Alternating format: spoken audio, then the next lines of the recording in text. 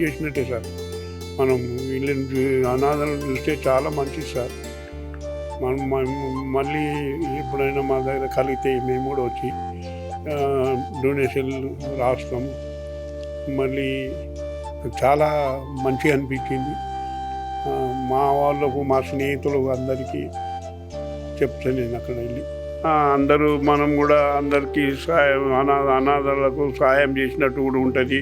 మన భక్తి కూడా అవుతుంది. అంత మంచిగా ఉంటాము. అందరూ సహాయపడితే, అనాథాలకు సహాయం చేస్తే దేవుడు మనకు సహాయం చేస్తాడు.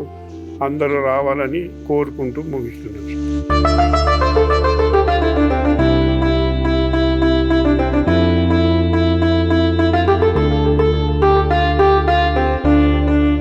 అమ్మా నాన్న అనాథాశ్రమంలోని అభాగ్యుల ఆకలి తీర్చేందుకు మానవతామూర్తుల, అన్నదాతల సహాయాన్ని కోరుతున్నాము.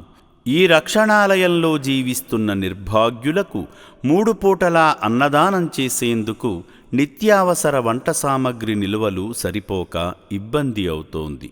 ఈ స్థితిలో ఆకలి తీర్చే మానవతామూర్తుల సాయం కోసం ఈ అభాగ్యులు ఆశగా చూస్తున్నారు.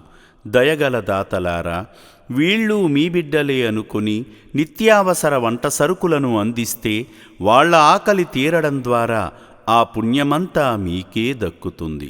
సేవాభావంతో మీరిచ్చే కేజీ బియ్యంతో 4 అభాగ్యులు కడుపు నిండా తింటారు.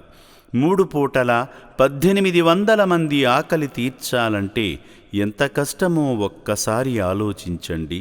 దయచేసి బియ్యము, పప్పు, నూనె, కూరగాయలు ఇలా ఏదైనా సాయమందించి శ్రీ పుణ్యలింగేశ్వరుని అనుగ్రహానికి పాత్రులు కండి.